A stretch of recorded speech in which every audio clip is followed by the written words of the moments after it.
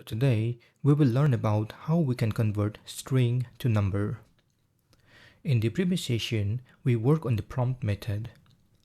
Even though you type any number to that method as an answer, JavaScript treats them as a string value. The same goes with the waveform as well. When you type your A's or any number in the input text, JavaScript will treat them as a string value. Now, let's check what happens when we use string value like a number. I have opened script.js. In HTML badges, I have asked user a question using a prompt method. How many HTML badges do you have? In CSS badges, I have asked how many CSS badges do you have? I want to check the total number of badges, so I will create a variable total badges and add HTML badges plus CSS badges. I want to check them in console, so I will use console.log total badges. If I check the browser and add I have 5 HTML badges and 5 CSS badges, 5 plus 5 should show 10, but instead it will show 55. Why is it showing 55? It's because we have used the prompt method, and this method always returns a string value. Let me add console.log, and I will use type of operator. This can be used to check the type of the given variable. So I will add type of HTML badges and type of CSS badges. If I look to preview again, I can see they both are returning as string. So how can we convert string into number? There are several ways. One of them is by using a parseInt method. So I will use parseInt HTML badges and parseInt CSS badges.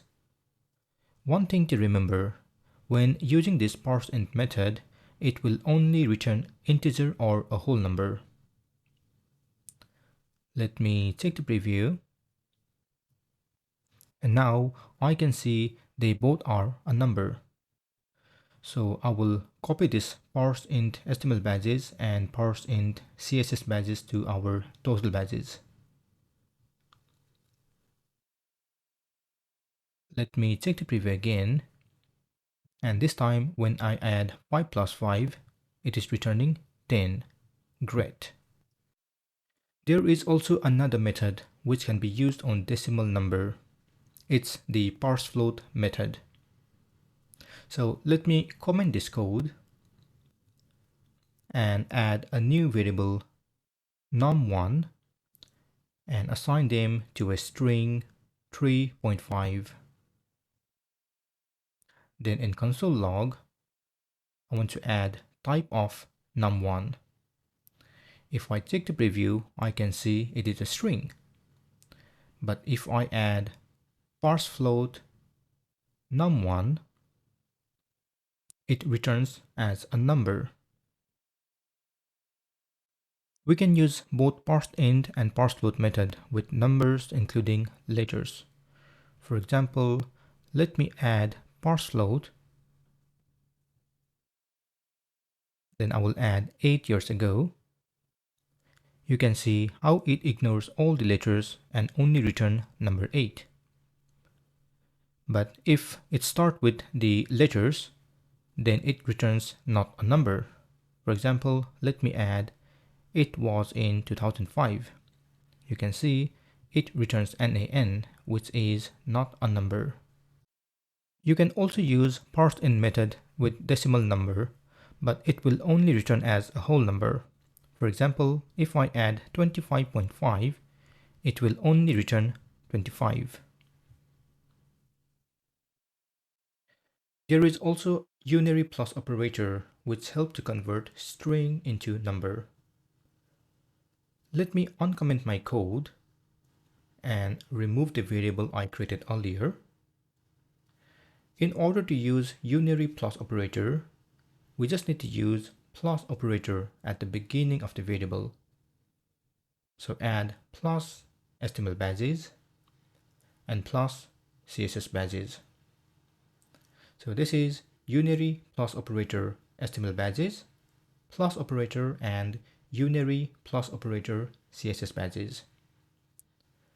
Now let me log total badges in console.